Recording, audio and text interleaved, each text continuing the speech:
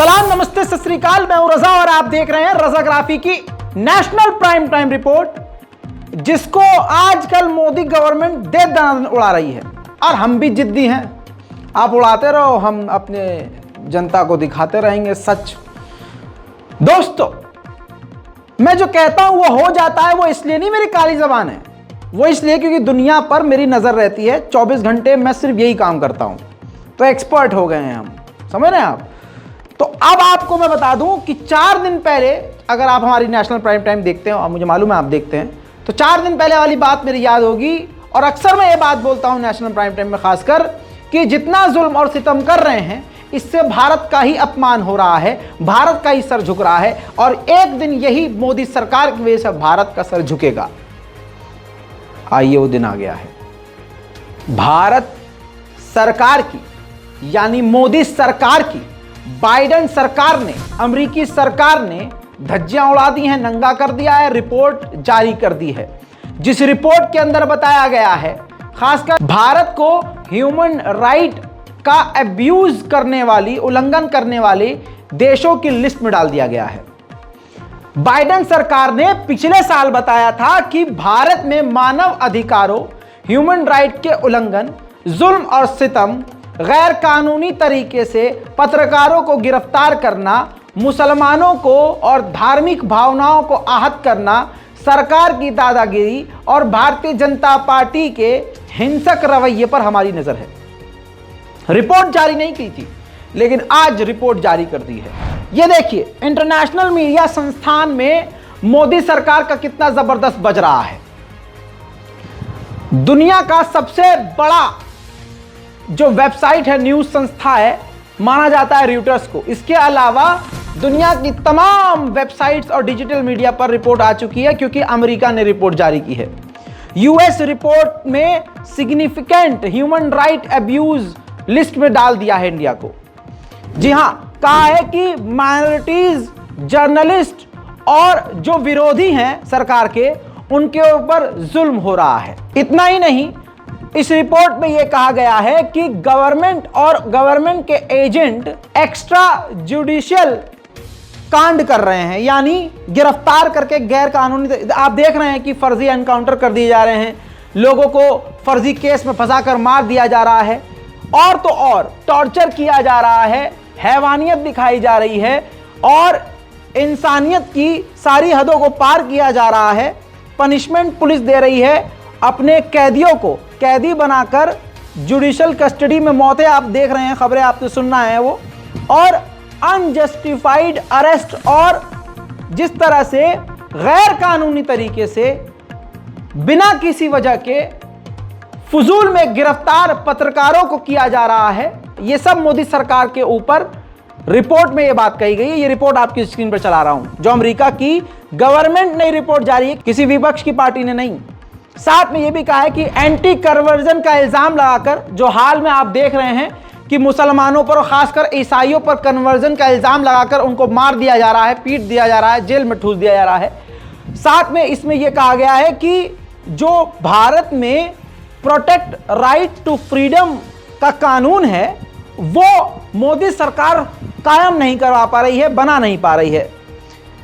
गैर कानूनी तरीके से, इल्लीगल तरीके से, खासकर मुसलमानों के, माइनॉरिटीज के प्रॉपर्टीज, मकानों और दुकानों को तोड़ा जा रहा है, और उनके मुसलमानों के मकानों को, मुसलमानों के दुकानों को तोड़ने के लिए भारत की मोदी सरकार, गवर्नमेंट जो है, सपोर्ट कर रही है। ये कौन कह रहा है? अमेरिकी रिपोर्ट में है। बार बार याद दिलाता रहूंगा, अमेरिकी रिपोर्ट में मोदी सरकार को पूरी तरह से एक्सपोज किया गया है। साथ में यह भी बताया गया है कि लगातार क्रिटिसाइज किया जा रहा है मुस्लिम कम्युनिटी को, और बिल्डोजर से चिढ़ाया जा रहा है, उनके मकानों को तोड़ा जा रहा है, उनकी जिंदगी को मुश्किल बनाया जा रहा है। लास्ट के पैराग्राफ में आपको बता दूं कि यूएस रिपोर्ट में कहा गया है कि सिविल सोसाइटी ऑर्गेनाइजेशन ने चिंता जताई है कि जिस प्रकार से यूएपीए लगाया जा रहा है पत्रकारों पर, और जबरदस्ती यूएपीए लगाकर जेल में ठूस दिया जा रहा है, इससे ह्यूमन राइट का जबरदस्त उल्लंघन हो रहा है, मानवता की सारी हदें पार हो रही हैं। लीजिए दोस्तों, बज गया डंका, बहुत बढ़िया बजा। अंधभक्तों से गुजारिश है, जाओ अमेरिका पे रॉकेट दागो, मिसाइल दागो, गाली बको, जिसको कल तक अपना बाप कहते थे अब जाओ थूको उसके मुंह पर। बाइडेन को गाली लिखो। जब बाइडेन जीता था तो तुमने क्या कहा था? बाइडेन मोदी के दोस्त, मोदी के करीबी बाइडेन। लो, बाइडेन सरकार ने पिछले साल कहा था कि भारत में जो कुछ हो रहा है हमने उस पर नजर रखी है। अब रिपोर्ट आ चुकी है, सैकड़ों जगह ये पूरी रिपोर्ट है और आपको एक एक जुमला मैंने पढ़कर बताया है, ट्रांसलेट करके बताया है, एक्सप्लेन किया है। डिटेल तो काफी लंबी है, रिपोर्ट तो काफी लंबी है, जिसमें ईसाइयों का जिक्र है, दलितों का जिक्र है, माइनॉरिटी सभी लोगों का जिक्र है। जिस प्रकार तो आप ये सोचना छोड़ दीजिए कि अगर मोदी सरकार किसानों को मार रही है, मुसलमानों को मार रही है, पुलिस प्रशासन एक तरफा कार्रवाई कर रहा है तो ये कोई देख नहीं रहा। नहीं, सब देख रहे हैं। और एक दिन देखिएगा पूरी दुनिया से आवाज उठेगी कि मोदी सरकार जुल्म कर रही है। अब भले ही हिम्मत है तो जाइए, अब मोदी सरकार अमेरिका से लड़े, अमेरिका से अपने सारे रिश्ते तोड़े, जो भारतीय वहां रह रहे हैं वापस बुला ले उनको, सारे बिजनेस टाई अप बंद करके दिखा दे। दोस्तों, नई बात नहीं है, ये तो अमेरिका की सरकार ने रिपोर्ट जारी करी है। इससे पहले ह्यूमन राइट वॉचडॉग की रिपोर्ट 100 मर्तबा आपको दिखा चुका हूं और मोदी सरकार ऐसी नेशनल प्राइम टाइम मेरी कई बार उड़वा चुकी है। लेकिन मैं तो जिद पर हूं कि मैं सच बोलूंगा, बोलता रहूंगा, करते रहो आप डिलीट। ये देखिए, ह्यूमन राइट की रिपोर्ट आज भी www.hrw.org पर मौजूद है। इंडिया के सेक्शन पे जाइए, हिंदी में कन्वर्ट कीजिए, पढ़िए। जम्मू कश्मीर के मुसलमानों को उकसाया जा रहा है, भारत के मुसलमानों को उकसाया जा रहा है, बिल्डोजर का इस्तेमाल मुसलमानों के खिलाफ किया जा रहा है, सरकार पूरी तरह से मुसलमानों के खिलाफ काम कर रही है, ईसाइयों के गिरजाघरों को तोड़ा जा रहा है, दलितों को पीटा जा रहा है, हिंदुइज्म के नाम पर, हिंदुत्व के नाम पर, संघ के नाम पर पूरे देश में अराजकता फैलाई गई है। यह ह्यूमन राइट वॉचडॉग कह चुका है, लेकिन इस पर किसी ने चू और चा नहीं करी। ह्यूमन राइट वॉचडॉग को भी छोड़ दीजिए, जेनोसाइड वॉचडॉग रिपोर्ट एक ऐसी संस्था जिसकी पूरी दुनिया में मान्यता है, जिसकी रिपोर्ट गलत नहीं होती, इसने 1.5 साल पहले रिपोर्ट जारी कर दी थी कि भारत में मुसलमान बिल्कुल कत्लेआम के निशाने पर आ चुके हैं, कत्लेआम के लाइन पर आ चुके हैं। इस रिपोर्ट को ठुकराया गया। ये रिपोर्ट देखिए, इस रिपोर्ट को, जेनोसाइड वॉचडॉग को रिपोर्ट को ठुकराया गया। लेकिन जो इस रिपोर्ट में कहा गया कि मुसलमानों को निशाना बनाया जाएगा, मुसलमानों के खिलाफ कार्रवाई की जाएंगी, ईसाइयों को फंसाया जाएगा, पत्रकारों को जेल में ठूसा जा रहा है, यह सब कुछ 1-1.5 साल पहले ही जेनोसाइड वॉचडॉग ने, जेनोसाइड का मतलब आप जानते हैं, कत्लेआम। यह संस्था उन इलाके, उन देश, उन शहरों के लिस्ट जारी करती है जहां पर कोई समुदाय कत्लेआम के निशाने पर होता है। इसने भी पहले ही बता दिया था। सारी दुनिया की बड़ी बड़ी संस्थाएं कह रही हैं भारत में मोदी सरकार ने इंसानियत को तार तार कर दिया है। सारी बड़ी बड़ी संस्थाएं और अब अमेरिका की सरकार की रिपोर्ट कह रही है कि भारत में मोदी सरकार ने हिंदुत्व के नाम पर, नेशनलिज्म के नाम पर बहुत ही जुल्म और सितम किए हुए हैं। 3 रिपोर्ट आपको दिखा चुका। अब बताइए क्या बचा। अब आगे बढ़ते हैं। मुसलमानों को, अपनी खासकर मुस्लिम महिलाओं और लड़कियों को मैं हमेशा से मैसेज अलग से देता ही देता हूं, समझ में नहीं आता। लीजिए लाइव एग्जाम्पल, अब सोशल मीडिया पर ट्रेंड कर रहा है। एक मुस्लिम लड़की जो नौकरी करती थी, जब आप नौकरी करते हैं तो वहां पर हर समाज के, हर तबके के, हर धर्म के लोग होते हैं, खासकर वहां भगवा लेफ्ट ट्रैप के भी लोग हैं। जो देखिए गोदी मीडिया है, जो न्यूज चैनल है गोदी मीडिया का, सुदर्शन जैसे, आज तक जैसे, जी न्यूज जैसे, ये तमाम, रिपब्लिक भारत, पता नहीं कितने सारे हैं, ये तमाम एक ही एजेंडे पे काम कर रहे हैं और सबके दिमाग में ब्लूप्रिंट डाल दिया गया है कि हमें मुसलमान लड़कियों के साथ और मुस्लिमों के साथ क्या करना है। तो जब नौकरी आप करने कहीं जाते हैं तो वहां पर हर धर्म के लोग होते हैं और खासकर जो मुस्लिम लड़कियां होती हैं ये निशाने पर होती हैं भगवा लव ट्रैप के। भगवा लव ट्रैप अब होना शुरू अब नहीं हुआ है, ये बहुत पहले से हो रहा है। अब ट्विटर पर एक वीडियो ट्रेंड किया जिसमें उत्तर प्रदेश का ये वीडियो समझ में आ रहा है, जिसमें महिला लड़की बयान दे रही है और कह रही है कि मोरल सपोर्ट मिलता था, गौरव नाम का लड़का था, उससे मेरी दोस्ती हुई, ऑफिस वो साथ जाता था, मुझे घर पर ड्रॉप भी कर देता था। एक दिन वो मुझे अपने घर ले गया, बोलता है कि मैं माँ से मिलाऊंगा, मेरी माँ से मिलोगी। दोस्ती बढ़ाता है, ट्रस्ट जीतता है, लड़की को अपने घर ले जाता है, माँ से मिलवाता है, खाना खिलाता है और फिर नशे की दवा खिला के उसको बेहोश कर देता है और फिर रात भर उसके साथ फिजिकल होता है। सुबह लड़की को होश आता है तो लड़की कहती है ये आपने गलत किया, तो वो कहता है कि मैं तो तुमसे प्यार करता था, ये इसलिए तुम्हारे साथ किया ताकि तुम छोड़ के ना जाओ। लड़की बताती है कि मुझे बताया गया था पिता गांव से बाहर रहते हैं, लेकिन पता चला कि पिता तो साथ रहते हैं और पिता की 2 पत्नी हैं। ये कहानी गौरव की है, लेकिन इसमें मैं गौरव को गलत नहीं कहता। गौरव तो अपने प्लान के तहत चल रहा था, फंस तो ये गई, तो गलती तो इसकी है। लड़की की 100% गलती साफ नजर आ रही है। जब आपको माहौल दिख रहा है कि क्या है तो आपने समझा क्यों नहीं, देखिए। तो वहाँ मैं अक्टूबर में एक लड़के से मिली थी जिनका नाम गौरव कुमार है। उन्होंने मुझसे काफ़ी दोस्ती बढ़ाई, दोस्ती की और हम लोगों की दोस्ती बहुत अच्छी हो गई। नवंबर की लास्ट में उन्होंने मुझे बताया था कि मेरी माँ बहुत बीमार रहती है, उनका मेंटली डिस्टर्ब रहती हैं वो। तो नवंबर में उन्होंने कहा कि मेरी मदर से मिलने चलोगी तुम? तो मैंने कहा ओके ठीक है, चलिए मदर से मिलने चलिएगा। तो क्योंकि मैं उन्हीं के साथ मतलब ज़्यादातर बैंक से ऑफिस जाती थी, कार्ड में जॉब करते हैं तो, और फिर ऑफिस से घर भी वही मुझे छोड़ देते थे क्योंकि मेरी मदर एक्सपायर है और मुझे थोड़ा उनकी तरफ से मॉरली सपोर्ट मिलता था तो मुझे अच्छा लगता था। फिर वो मुझे अपने घर ले गए थे नवंबर में लास्ट टाइम में और मदर से मिलाने के लिए। फिर मदर से वो मुझे मिलाए बात हुई, फिर कुछ खाना वाना हम लोगों ने खाया, वहीं पर चाय पिया, खाना वाना खाया, वो कुछ था। फिर मैं वहाँ पर ऐसा था कि कुछ रिलेशनशिप उन्होंने बनाया और जिसके बाद मैं बोलने लगी, मतलब सुबह जब उठे तो मैं रोने लगी कि भाई ये चीज़ें गलत है और आप ये चीज़ें कैसे कर सकते हो। तो उन्होंने कहा कि मैं तुमसे बहुत प्यार करता हूँ और तुम मुझसे दूर नहीं हो जाओ, तुम मेरे पास हमेशा रहो, मैंने इसलिए ये चीज़ की है। मैंने कहा नहीं, लेकिन ये तो गलत चीज़ है ना, ऐसा तो नहीं कर सकते है ना।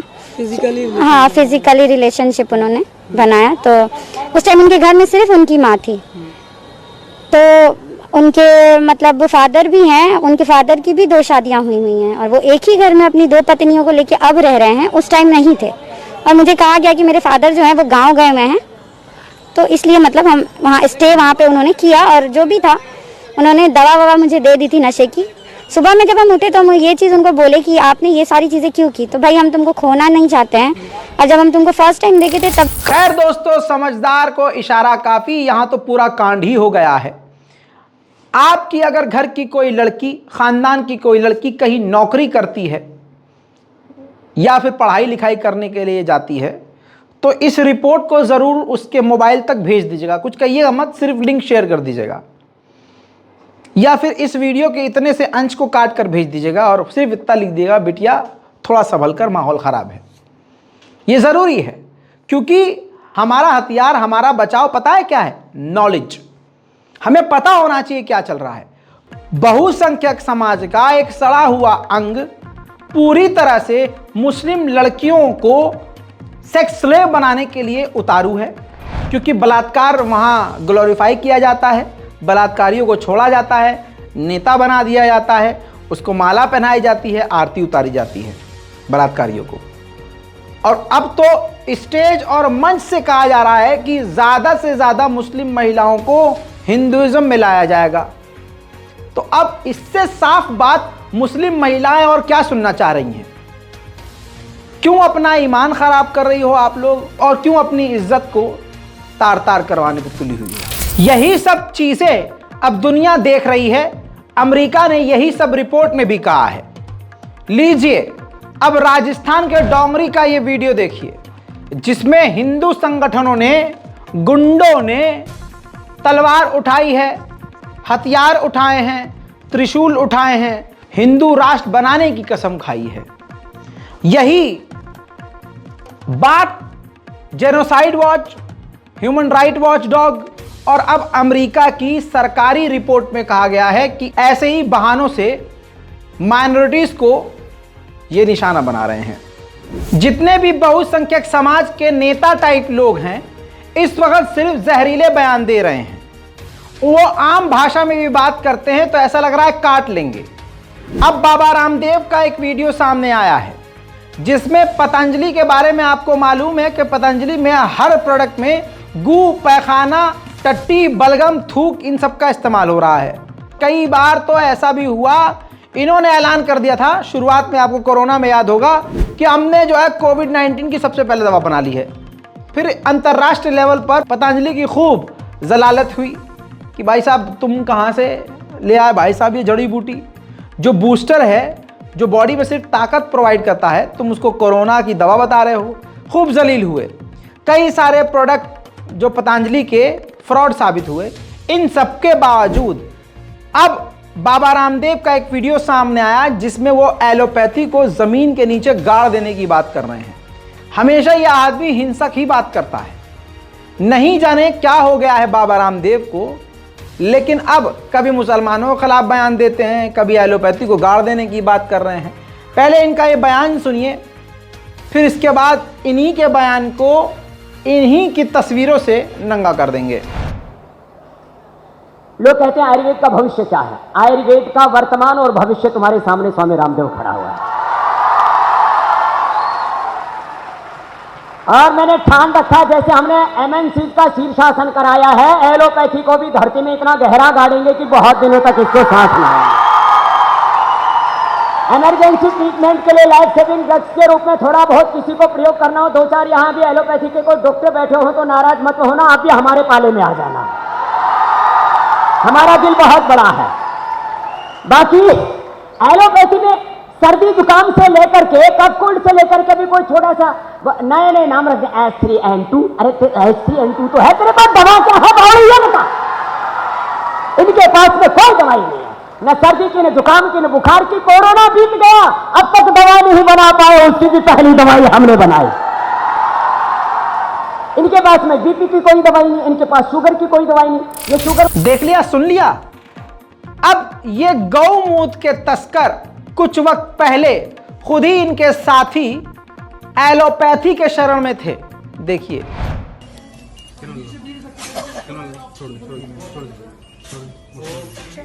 भाई साहब सिर्फ चेले नहीं, चेले के साथ वही शलवारबाज बाबा मानने बाबा रामदेव जो एलोपैथी को गाड़ने की बात कर रहे हैं, ये भी कई बार एम्स में भर्ती हो चुके हैं। एलोपैथी की वजह से इनकी जान बची, वरना हाल इनका ये था।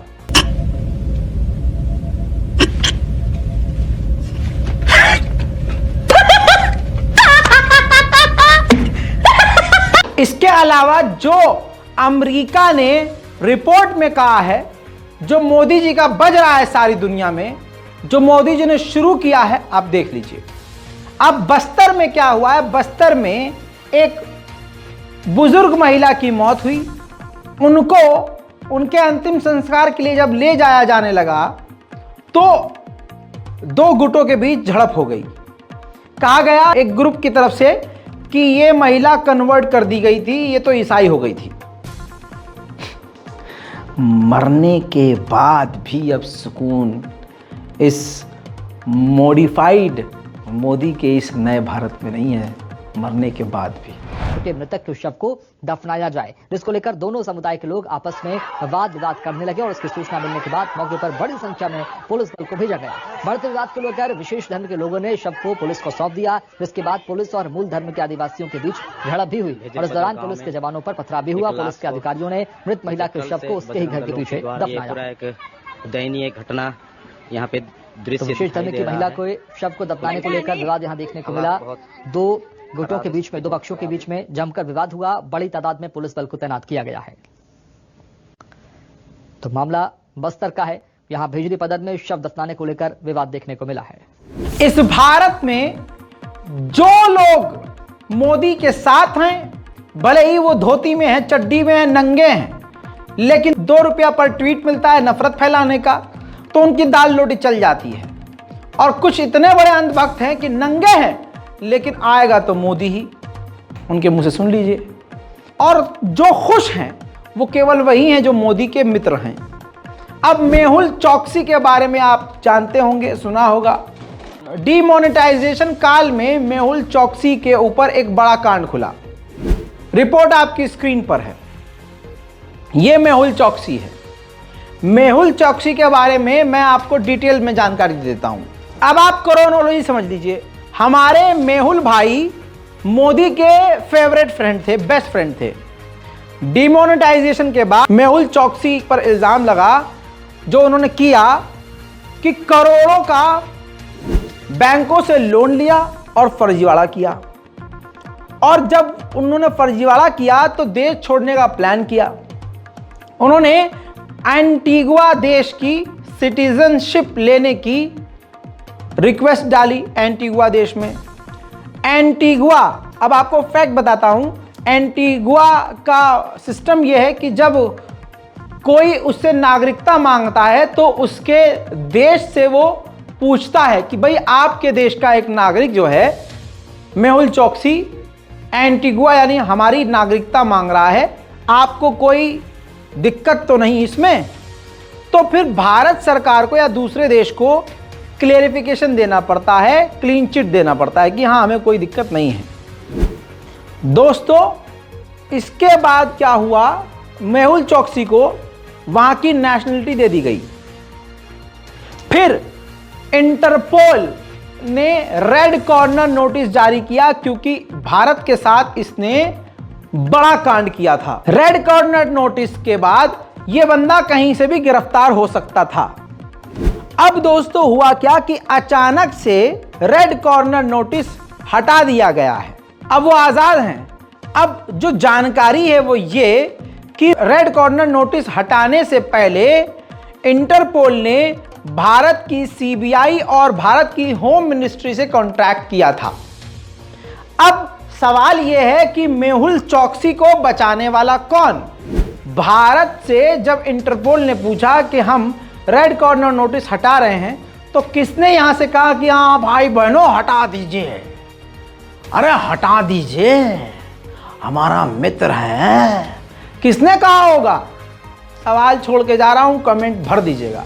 हालांकि अब इसके बाद खुद ही सबूत सामने आ रहे हैं कि मेहुल चौकसी मोदी के बेस्ट फ्रेंड थे। स्टेज से मोदी जी अपनी भाषण में अपने प्रिय मित्र का नाम जोर शोर से लिया करते थे। बड़ा शोरूम होगा, हमारे मेहुल भाई यहाँ बैठे हैं, और मेहुल भाई यहाँ बैठे हैं, और मेहुल भाई यहाँ बैठे हैं, लेकिन वो जाएगा अपने सोनार के आज। मुझे यकीन है आप क्रोनोलॉजी अच्छे से समझ गए होंगे, लेकिन अब वक्त है अगली खबर का। भारत में जिसकी दुकान ना चल रही हो वो हिंदू मुसलमान खेल दे, उसकी चल जाएगी। ऐसे में एक बाबा की वीडियो वायरल हुई थी जिसमें बाबा एक जिन को उतारते हुए देखे गए और जिन को कहा गया टोपी वाला जिन, दाढ़ी वाला जिन, यानी जिन को मुसलमान बताया, भूत प्रेत को मुसलमान बताया। पहले उसका ये वीडियो देखिए जो पुराना वीडियो है, जिसके बाद ये बाबा हाईलाइट हो गए थे। हाँ मौलाना मौलाना फंस गए। कौन हूँ मैं? गाना मेरी बच्ची बताओ मैं कौन हूँ, इनको बताओ, मेरा असली रूप दिखलाओ। अच्छा, टोपी उतारो अपनी, तो टोपी जाली वाली टोपी लगाए हो। हाँ जाली टोपी, और दाढ़ी नोच लो अपनी, अपनी दाढ़ी लो। हम नोचे, हम नोचे दाढ़ी। अगर हिंदू हो के नहीं पहचान सक रहे, वारे मौलाना, अगर हिंदू हो के नहीं पहचान सके, अबे मुंह में दांत नहीं, पेट में आंत नहीं है, किसी मतलब का नहीं, पैर नहीं, हाथ नहीं, फिर भी चिपका पड़ा है। इसके बाद इनके कई सारे वीडियोस वायरल हुए। कानपुर के करौली बाबा हैं ये, जिनकी और भी वीडियोस वायरल हुई, जिनमें से एक और दिखा देता हूं। जो भी जिसको ये आगे हटा दिया जाए, जिसको स्वस्थ किया गया वो सब हटा दिया जाए, वापस सरस्वती जिंदा कर दी, जो भी हटाई गई ओम सब लाएगा।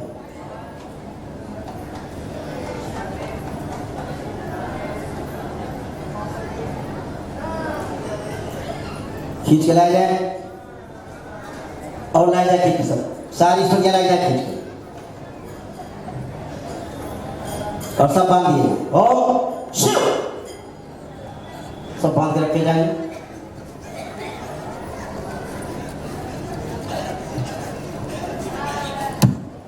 अब बताओ क्या करेंगे, कैसे रोकोगे? अब कैसे रोकोगे? अब इसको रोकने को तो मार रहे हैं, अब ये घुसेगा भी अंदर मारने के लिए, इसके मन में चल रहा है।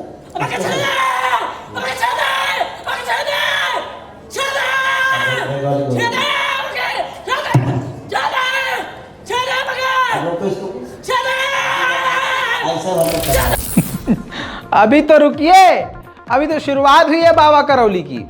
बाबा करौली जो है हाइट भी बढ़ा देते हैं 2-3 मिनट में, एकदम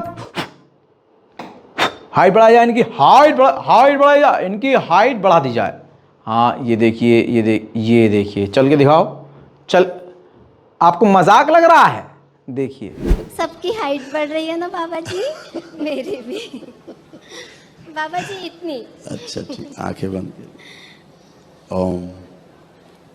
इनकी 2.5 से 3 इंच लंबाई बढ़ाने की स्मृति डाल दी जाए, इच्छा विचार साहब भर दी जाए। ओम। कह रही तो बढ़ानी पड़ेगी। ओम बढ़ा दी जाए, 2.5 से 3 इंच लंबाई। ओम शिव सक्रिय कर दी जाए, स्मृति आगे रखी जाए, पीछे भी रहे तब भी स्मृति सक्रिय रहेगी, लंबाई बढ़ा दी जाए। बैलेंस 3 बार बोलिए ओम नमः शिवाय, ओम नमः शिवाय, ओम नमः शिवाय, ओम नमः शिवाय। बैलेंस। आँख खोलिए। अब आप मूवमेंट करेंगे तो आपको लगेगा कि आप लंबे हो गए हैं और वही स्मृति आपकी आपको लंबा करेगी। कैसा लग रहा है? लग रहा है कि मैं लंबी हो रही हूँ। हाँ जी तो वो स्मृति आप में आ गई है, अब यही स्मृति आपको लंबा करेगी। जी बाबा जी। ऐसे ही वीडियोस को देखने के बाद एक डॉक्टर वहां अपने दोस्तों की बातें सुन के पहुंच गए। डॉक्टर ने उनसे, लाइव चल रहा था सारा प्रोग्राम, चैलेंज कर दिया कि मैं आपका चमत्कार देखने आया हूं। तो करौली बाबा भड़क गए, अच्छा चमत्कार देखने आए हो? तो उसके बाद डॉक्टर को उनके मतलब जो भक्त जन थे कमरे में ले जाकर इतना उनको पीटा डॉक्टर को कि डॉक्टर की नाक टूट गई, सर फट गया, कई जगह चोटें आई हैं। समझ में आई बात? अब वो पूरा इंसिडेंट लाइव रिकॉर्ड था, जिसके बाद डॉक्टर की हालत ऐसी हुई है। किस बात की वजह से और कौन सी बात बाबा को बुरी लगी थी, सुनिए। ओम। गुरुजी नमस्कार जी, खुश रहिए। और मैं नोएडा से आया हूँ। नोएडा। मेरे घर में थोड़ा समस्या ये है कि गृह कलेश रहता है और किसी ने मुझे बताया कि पितृदोष है आपके ऊपर। तो कई मित्रों ने और मेरे भाई ने बताया कि एक बार आप वहाँ जाइए तो कुछ वहाँ चमत्कार होते हैं। तो मैं आपका चमत्कार देखने के लिए आया हूँ आज। यहाँ चमत्कार तो कोई होता नहीं है, यहाँ जो होता है सब नियम से होता है जी, है ना? तो बस आपकी कृपा हो तो आपका आशीर्वाद मिल जाए। और महादेव का आशीर्वाद तो रहता ही मतलब सबके साथ होता ही है, बिल्कुल, क्योंकि सब महादेव के बच्चे हैं। तो आपका आशीर्वाद मिल जाए तो सब सही हो जाए शायद। बिल्कुल सब अच्छा होना। अब अच्छा, आप लोग अच्छे हैं ही, समझ रहे हैं जी। बस थोड़ा सा प्रॉब्लम क्या है कि अच्छे होना थोड़ा जो रह गया वो बाकी वो भी अच्छा हो जाएगा जी, ठीक है। अच्छा, कुछ मित्रों ने मेरे बताया और भाई ने बताया कि भाई ये मौलाना का चक्कर क्या है, ये तुम्हारे अंदर कोई मौलाना या आत्मा तो नहीं घुस गई है? तो मैं पेशे से डॉक्टर हूँ, तो मैंने कहा कि मैं देखूंगा जाके मैं कि भाई क्या है मामला। हाँ हाँ, आप बोलते रहिए, आप बोलते रहिए। तो मैं भी देखना चाह रहा हूँ कि आत्मा कैसे निकलती है और कैसे जो है उसके बाद कैसा महसूस किया जाता है। उसको मैं महसूस करना चाह रहा हूँ जरा, क्योंकि आपका प्रोग्राम भी लाइव चल रहा है। अच्छा है, महसूस कर लेंगे, समय पे आइएगा फुर्सत में। नहीं तो और नहीं, ये लाइव चल रहा है तो मैं देखना चाहता हूँ क्या शक्तियाँ। चैलेंज कर रहे हो? चैलेंज कर रहा हूँ, बिल्कुल। क्या चैलेंज कर रहे हो? यही चैलेंज कर रहा हूँ कि दिखाइए आपको चमत्कार। क्या दिखाएं? जो आप दिखा सकते हैं चमत्कार। क्या दिखा दें? भाई आप दिखाइए ना जो आप दिखा रहे हैं। क्या चाहते हो? तो आप दरबार में सबको दिखा रहे हो कि भैया आपने आत्मा निकाल दी और मौलाना आत्मा निकाल दी? हाँ, उनसे पूछो जिनकी निकलती है। अच्छा हाँ, चलो उनसे भी पूछ लेंगे। पूछ लो जिनकी निकली, पूछ लेंगे। हाँ हाँ, उसी से पूछ लो ना। ठीक, धन्यवाद। जिसकी निकली है। ठीक, धन्यवाद धन्यवाद, बहुत बहुत बहुत अच्छा लगा। खैर, पिटाई के बाद डॉक्टर की हालत तो गंभीर है ही, बाकी आप समझ सकते हैं कि क्या चल रहा है देश में। डबल इंजन की सरकार की बात हो रही है तो यूपी के अलीगढ़ का ये वीडियो देखिए, जिसमें भाजपा के गुंडा मंत्री, जी हाँ, भाजपा से जो जुड़ा होता है वो तो भगवान से भी ऊपर हो जाता है। तो अलीगढ़ में बीजेपी नेता की आईपीएस अधिकारी की धमकी है इस वीडियो में। बीजेपी नेता बोलता है आईपीएस अधिकारी को कि तुम्हारी बुद्धि खराब हो गई है, तुम्हें देख लेंगे, बता देंगे। अधिकारी को धमकी देने वाले बीजेपी नेता की पहचान अनुसूचित मोर्चे के महामंत्री राकेश सहाय के रूप में हुई है। देखिए,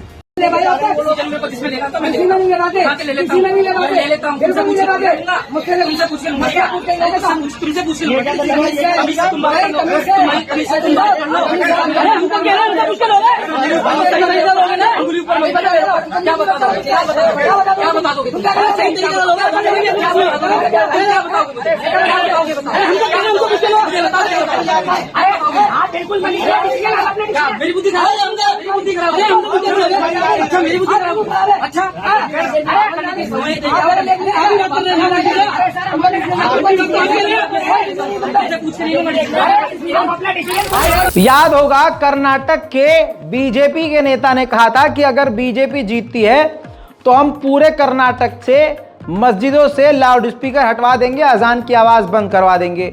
जिसके बाद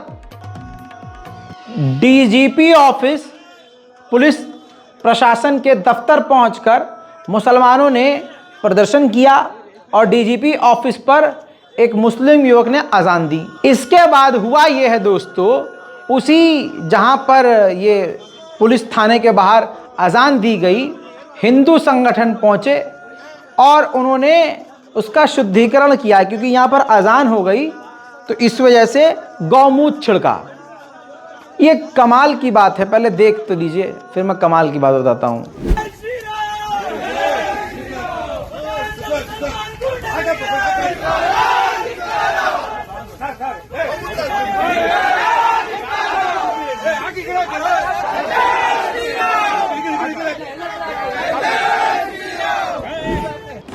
कमाल की बात है कि साफ को ये गंद समझते हैं, मूत को ये पवित्र समझते हैं, इस्लाम को गालियां देने वाले ससुर के नाती गोबर को भी अन्न समझते हैं। खाओ। वहीं दोस्तों, जैसे मोदी जी खुलेआम झूठ बोलते हैं, बड़े स्टेज पर 15 लाख तो आए नहीं, काला धन वापस आया नहीं, डीमोनेटाइजेशन का कोई फायदा हुआ नहीं, रोजगार आपको, मुझे बताइए, कमेंट कीजिए, आपको क्या सरकारी या आपके मोहल्ले में 10 लोगों को भी सरकारी नौकरी मिली?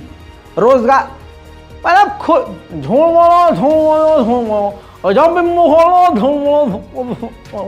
तो वही फार्मूला इनकी जो भक्तगण है वो भी करते हैं, बस झूठ बोलो, जब भी मुंह हो झूठ बोलो।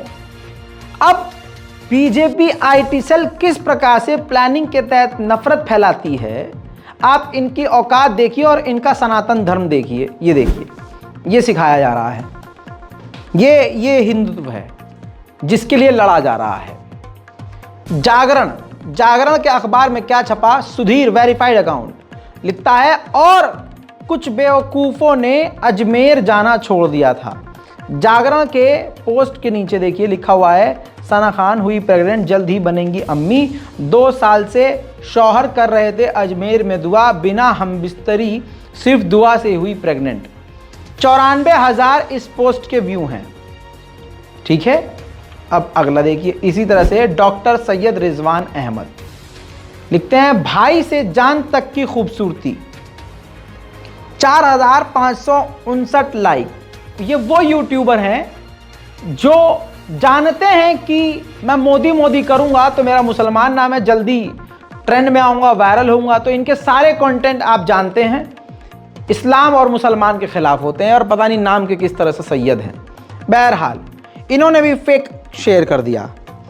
अगला देखिए, विनय प्रताप शाही, क्या यह सही खबर है? हंसते हुए शेयर करते हैं एक फेक ट्वीट को। इसी तरह से सच्चाई ये है सामने।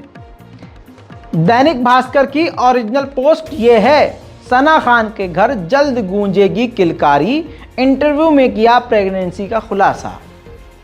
तो आप ये समझ लीजिए कि बीजेपी से जुड़े हुए मोदी की तारीफ करने वाले दुनिया के कितने गिरे हुए लोग हैं। अरे इतना तो ट्रेन की पटरी पे गू नहीं गिरता जितना ये अंधभक्त गिर जाते हैं। मैंने कल यह भी दिखा दिया आपको कि हिंदू राष्ट्र की मांग पे ब्राह्मण राष्ट्र की बात होने लगी है। अब यही संघी, यही ब्राह्मण लोग खुलकर सामने आ गए हैं। अब जात पात खुलकर चलेगा भाई साहब। अब हिंदू मुसलमान तो एक तरफ रख दीजिए, ये तो अलग है, इनका खेल अलग शुरू हो गया है। एक संघी व्यक्ति स्टेज पर यह कह रहा है कि भगवान को चलाने वाले हम ब्राह्मण ही तो हैं। कहा तो बहुत कुछ है उसने, लेकिन मैं ज्यादा नहीं बोलूंगा, आप खुद ही सुनिए, थोड़ा आप भी मजा ले लीजिए। चाहिए कि आप और हम सब लोग आज इस जयपुर की धरा पर इकट्ठे हुए हैं। यह देश और दुनिया भी मानती है कि संसार को कोई चलाता है तो देवता चलाते हैं, और देवताओं को कोई चलाता है तो मंत्र चलाते हैं, और उन मंत्रों का उच्चारण कौन करता है तो यह ब्राह्मण समाज करता है। आज इसीलिए इस समाज का सम्मान ऐसे नहीं है। उधर दोस्तों जो खबर मैंने नहीं दिखाई थी, सेंसर कर दी थी कल, आज दिखाने पर मजबूर हूं, उसकी वजह बताऊंगा। बिहार के पटना जंक्शन पर स्क्रीन पर, प्लेटफॉर्म पर, पब्लिक में ही पॉर्न फिल्म चल गई, नंगी गंदी फिल्म चल गई। अब भैया वहां के आसपास के लोग फ्री में सोचने लगे क्या पता मोदी जी की योजना हो कोई नई क्योंकि हिंदू खतरे में है तो जनसंख्या बढ़ाने के लिए शायद कोई योजना हो। लेकिन यार ये तो मजाक की बात है, लेकिन कितनी मतलब शर्मिंदगी की बात है। बहरहाल प्रशासन ने एजेंसी के खिलाफ जो है उठाया कदम और जांच शुरू कर दी, लेकिन जो उसके अंदर महिला थी जो कर्मकांड कर रही थी, पॉर्न फिल्म में जो एक्ट्रेस थी, जी हाँ, उस तक ये खबर पहुंच गई। फिर उसने ट्वीट, बहुत आगे तक बात चली गई है उसने ट्वीट क्या किया है पता है? ये देखिए, बाकायदा केंद्रा लस्ट वेरीफाइड अकाउंट से ट्वीट कर रही हैं, इंडिया लिखती हैं, भारत का झंडा लगा रही हैं, हैशटैग बिहार रेलवे स्टेशन लिखकर उन्होंने अपनी एक तस्वीर शेयर करी है। अब देखिए भैया, चाहे गंदगी से बजा हो, लेकिन यार देखो बजा तो बहुत बढ़िया है, विदेशों में बज रहा है डंका पॉर्न इंडस्ट्री में भी बज रहा है भाई साहब, बहुत बढ़िया। खड़े हो गए तालियां भाई साहब, धन्यवाद। एक कहानी और सुन लीजिए, बहुत समय ले लिया आपका। एक व्यक्ति हुआ करता था, अपने आप को पत्रकार समझता था, मुसलमानों के खिलाफ जहर उगलता था और पठान फिल्म आने से पहले हर जगह मेढक की तरह उछलता फिरता और शाहरुख खान को कह रहा था कि अगर चल जाएगी इसकी शाहरुख खान की फिल्म तो मैं पत्रकारिता छोड़ दूंगा, देख लेना ये इसका मन्नत बिक जाएगा। बाइकआउट करते करते पठान का उल्टा खुद ही ससुर के नाती जेल में चले गए हैं। ये देखिए, आए हाय, खूबसूरत तस्वीर देख रहे हैं। मनीष कश्यप सन ऑफ बिहार कहता है, लेकिन अब सोशल मीडिया पर सन ऑफ दलाल, छपरी, चड्डी छाप पत्रकार इसको लिखा जा रहा है, क्योंकि इसने 420 का काम किया और 2 स्टेट्स को आपस में लड़ाने का, देश में आग लगाने का, दंगा फैलाने का काम किया। रमज़ान करीब बेहद करीब है और उम्मीद की जा रही है गू के नशे में और पेशाब के नशे में रहने वाले लोगों के द्वारा कि इस्लाम खत्म हो जाएगा। कन्वर्जन का इल्ज़ाम लगाकर मुसलमानों को मार दिया जा रहा है, गिरफ्तार किया जा रहा है। इंटरनेशनल लेवल पर जाने वाले ये व्यक्ति हैं जो मैं आपको दिखा रहा हूँ, नाम है इनका बॉबी रिश्तो, फेमस यूट्यूबर हैं। बॉबी रिश्तो ने कल अल्हम्दुलिल्लाह इस्लाम कबूल कर लिया है। Ready for this? More than ready. That's been a long time coming. Allahu Akbar. All right. Arabic first or English first? Let's do the Arabic first. I like it. Brave. I'll try. Ashhadu an la ilaha illallah wa ashhadu anna Muhammad अब्दुहु व रसूलुहु। Allahu Akbar. Allahu Akbar. Allahu Akbar. You're a Muslim. As witnesses in front of you, and Allah is your witness, the Malaika, I bear witness. I bear witness. There is none worthy of worship. There is none worthy of worship except Allah. Except Allah. And I bear witness. And I bear witness that Muhammad. That Muhammad is his servant. Is his servant. And his messenger. And his messenger. Allahu Akbar. Allahu Akbar. सुभान अल्लाह।